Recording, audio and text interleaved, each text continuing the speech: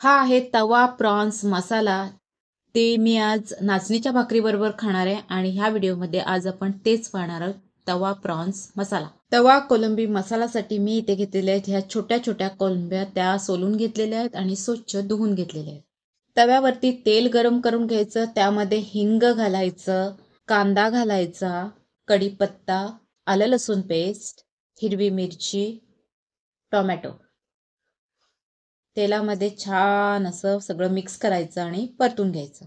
आता ह्यामध्ये घरगुती लाल मसाला, जिरेपूड, धणेपूड, हळद हे सगळे मसाले टाकून ते पुन्हा कांदा आणि टोमॅटो पुन्हा असा व्यवस्थित असा फ्राय करून घ्यायचा. त्यानंतर जे आपण धुतलेले जे कोळंब्या आहेत त्या घालायच्या, त्याही त्यामध्ये मिक्स करायच्या आणि सगळं मिक्स केल्यानंतर झाकण ठेवून थोडा वेळ ह्या शिजू द्यायच्या 3-4 मिनटं.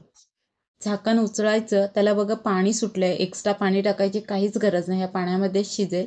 फक्त हे कोकमचं आगळ घालायचं थोडंसं आणि मीठ घालायचं आणि झाकण ठेवून पुन्हा हे शिजू द्यायचं.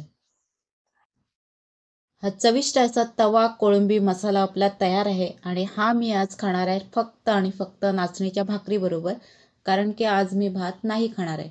तुमचाही एखाद्या दिवशी असा बेत असेल की आज नाही भाकरीच खायची आहे, तर हा तवा फ्राय मसाला, तवा कोळंबी मसाला किंवा तवा प्रॉन्स मसाला करून पहा. रेसिपी पाहिल्याबद्दल थँक्यू.